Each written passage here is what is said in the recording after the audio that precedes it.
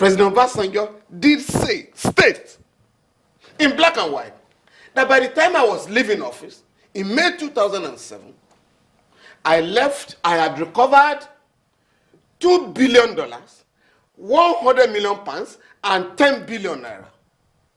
So that's $2 billion from President Obasanjo's regime. It's all recovery and $1 billion from 1 billion. Now, when the 446 billion naira theft case, when that case of 446 billion naira theft was going to be withdrawn against Mr. Mohamed Abacha, the Federal Ministry of Justice issued a statement to justify the withdrawal, that this was meant to facilitate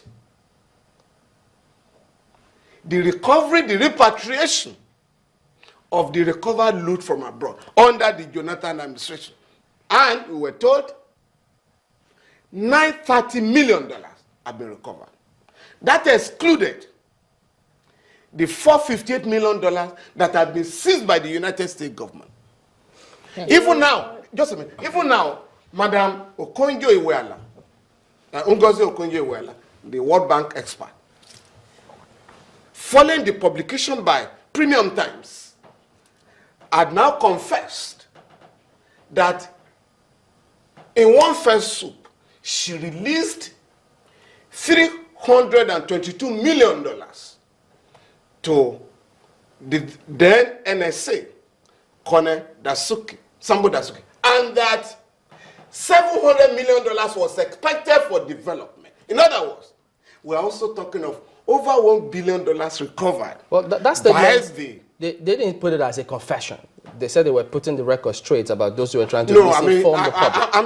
I'm talking law. It's a confessional statement. And speaking about law, if you committed an offense and you admit it, and you put it down in black and white. Yes. So when does such become an offense? Is it when it's circulated out there in the public, or when the courts eventually adjudicate upon such matters and come to a conclusion? So how do we relate to all those matters?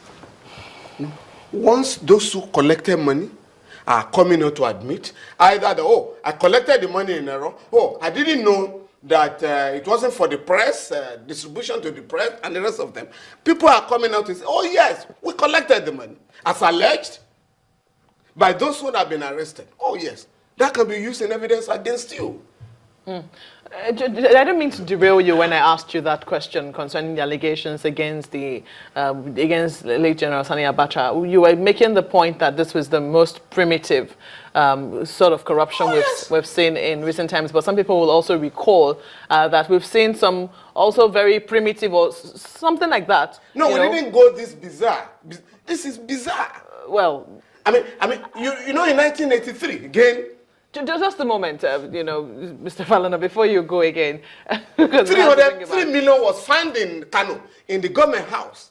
And it was shrink to everybody. There have been. And the governor said, this is government house in the government, government money in the government house. But, I don't mean to derail you. What I'm trying to bring out is that people have seen this over and over again.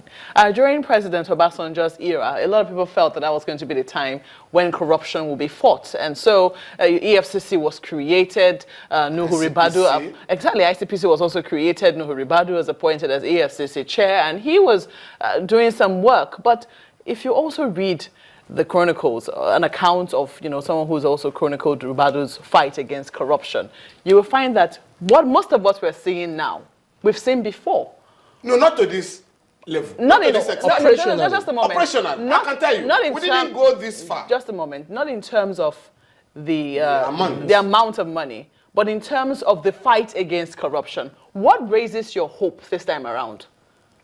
No, the degree of criminality we have witnessed in recent time was sustained by impunity of the worst order.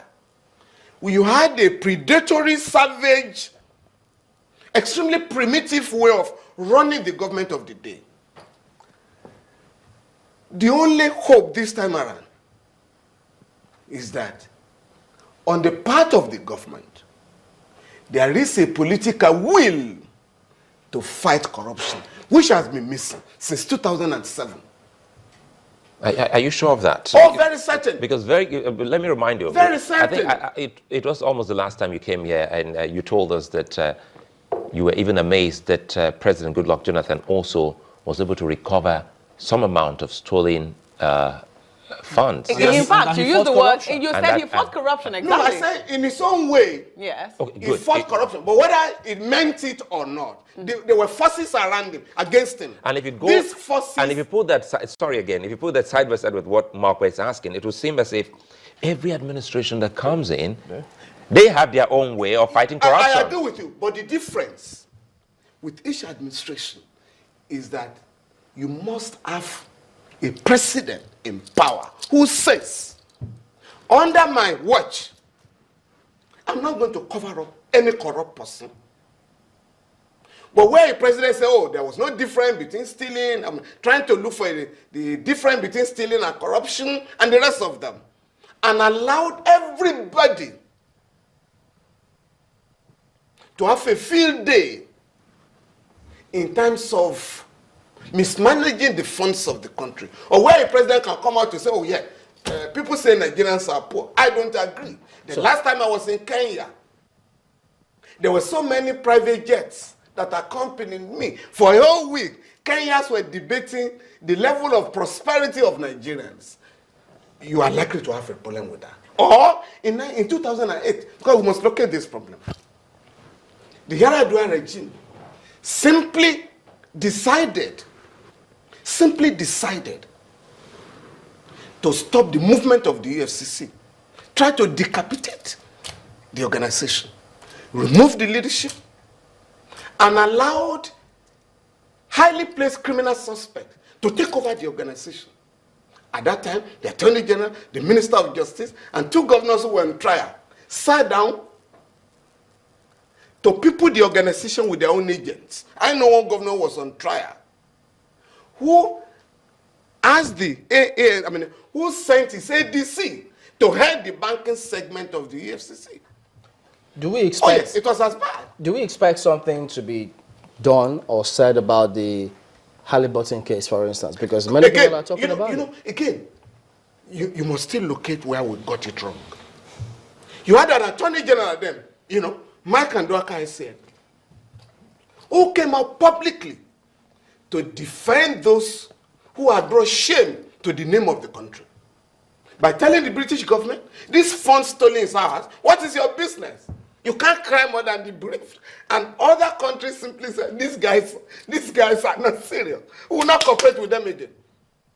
We are just having a reenactment now of the collaboration the EFCC enjoyed under the Ribadu administration. So should this government begin prosecution of those who have been maybe You're talking about the Halliburton. Yes. The Halliburton case went to court.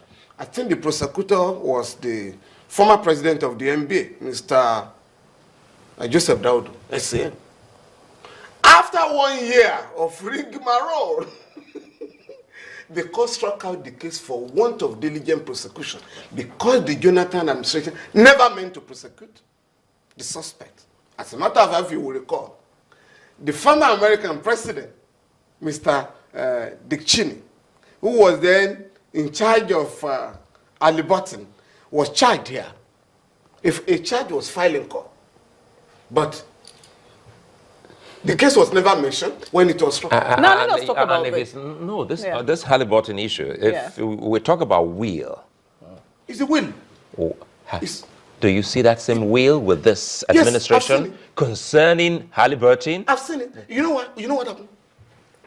The United States government made about $1.3 billion from fines imposed on those who bribe government officials in Nigeria.